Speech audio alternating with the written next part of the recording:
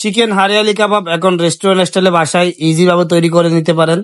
তার জন্য আমি এখানে কিছু পরিমাণ বনলেস নিয়ে নিছি। তার মধ্যে আমি 4-5টা লেবুর রস এখানে দিয়ে দিচ্ছি।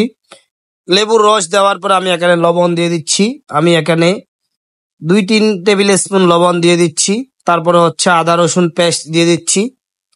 আমি এখানে 10 কেজি চিকেন নিয়ে নিছি। এখান থেকে আমি 5 কেজি হারিয়ালি কাবাব মিক্স করব আর 5 কেজি হচ্ছে মালাই কাবাব তৈরি করব। তার জন্য আমি 10 কেজির মধ্যে এখানে 200 গ্রাম আদা রসুন পেস্ট দিয়ে 4-5টা লেবুর রস দিয়ে ভালোভাবে মিক্স করে নিচ্ছি।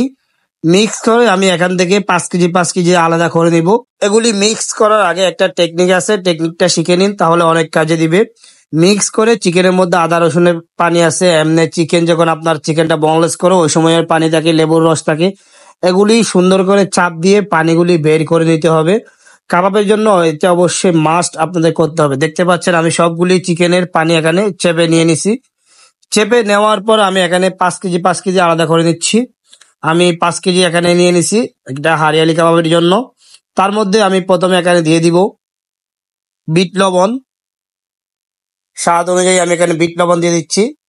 এরপরে সাদা লবণ দিয়ে দিচ্ছি স্বাদ অনুযায়ী। এরপর আমি এখানে দিয়ে দিচ্ছি চিনি, 1 টেবিল স্পুন একটু বেশি হবে। তারপরে জিরার গুঁড়া, ধনিয়ার গুঁড়া দিয়ে দিচ্ছি। এরপরে দিয়ে দিব আমি হোয়াইট পেপার, গুঁড়ামরিচ দিয়ে দিচ্ছি। এখন আমি এখানে টক দই দিয়ে দিব। টক দই অবশ্যই ইউজ করবেন। এখানে টক দই ইউজ করলে আপনার মাংসটা অনেক সফট থাকে, খেতে অনেক ভালো লাগে। আমি এখানে 200 গ্রামের একটু বেশি টক দই ইউজ করছি।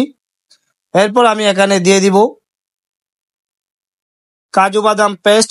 আমরা যখন কাজু বাদামটা পেস্ট করি আগে একটু বয়েল করে নিই। বয়েল করে নেওয়ার পরে ব্লেন্ডারে সুন্দর করে ব্লেন্ড করে নিলে হবে। এরপরে আমি এখানে কাঁচামরিচ দিয়ে দিচ্ছি ব্লেন্ড করে, 100 গ্রাম মতো কাঁচামরিচ হবে।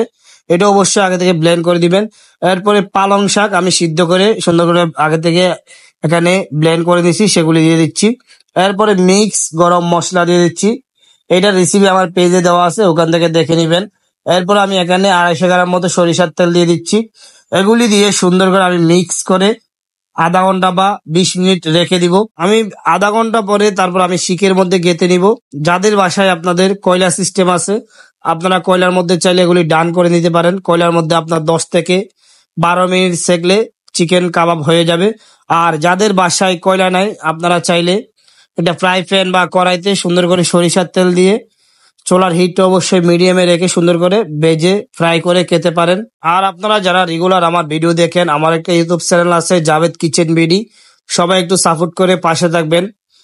আর এই চিকেনটা আপনি চাইলে ফ্রিজেও রেখে অনেকদিন ধরে সংরক্ষণ করে আপনারা কয়লার মধ্যে সেকে খেতে পারবেন। সবাই ভালো থাকবেন, আল্লাহ হাফিজ।